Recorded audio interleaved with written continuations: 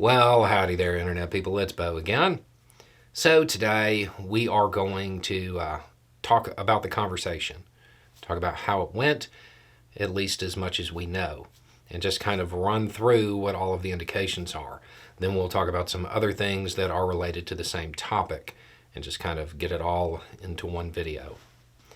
Okay, so of course, we are talking about the incredibly high stakes Zoom call that occurred between the Biden administration and officials of Netanyahu's administration when it comes to the plan for Rafah.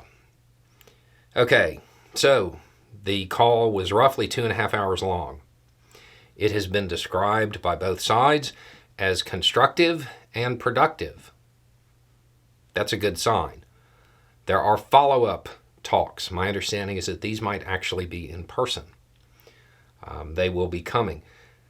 So with constructive and productive, that can mean either they kind of agreed on something and they want to see it for real in person now, or they're close to agreeing on something and want a face-to-face conversation about it. So, what happened? Based on what has been talked about and what has kind of leaked out about it, they presented them with a menu, a whole bunch of different options.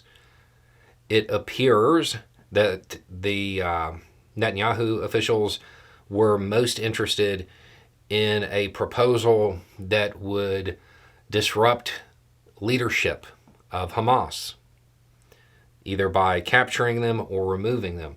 And because somebody asked, is remove a euphemism for kill? Yes, that is what it means. So it appears that that would be a targeted air campaign, as discussed in the first video, combined with like realignment operations, which I would point out that I don't remember exactly what day that video went out, but I know it was right around New Year's. If they were going to go that route, if they had gone that route back then, there would be a whole lot less loss and a whole lot less problems. So, based on everything that came out of it, it's still hopeful.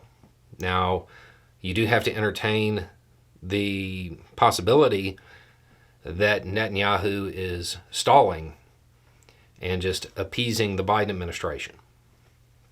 You can't take that off the table. We will find out in short order if that's the case, though. As far as the Iranian diplomatic outpost that was hit, the U.S. went out of its way to inform Iran we didn't have anything to do with that.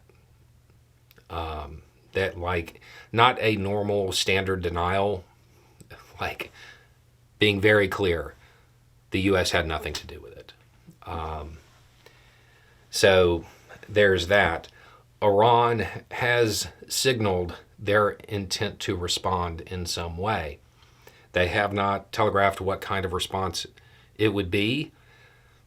A lot of people have asked about that. They wouldn't. Their military is not as advanced as the U.S. They need the element of surprise. They're not going to say, we're going to do this in response. So for them to not say exactly what their response would be, that is the smart foreign policy decision from their point of view. Then there is the news that, I'll just read it. This is straight from World Central Kitchen. World Central Kitchen is devastated to confirm 7 members of our team have been killed in an IDF strike in Gaza. It goes on to talk about how they were in a deconflicted zone. 2 of the vehicles were armored, one was soft skin. and they had just finished delivering 100 tons of aid. In other news related to it, Netanyahu, related to the topic in general, not World Central Kitchen, Netanyahu is apparently going to ban Al Jazeera from broadcasting inside Israel. I am not 100% sure what is supposed to be accomplished by that, to be honest.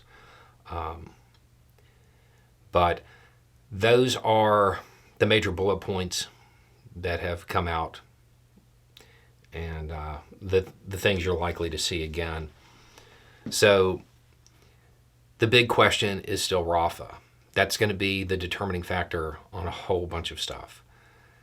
The fact that there are follow-up talks is good in the sense that the conversation didn't end. It's bad because they're on a clock. There's a whole bunch of people who do not have time for them to play these games. Anyway, it's just a thought. Y'all have a good day.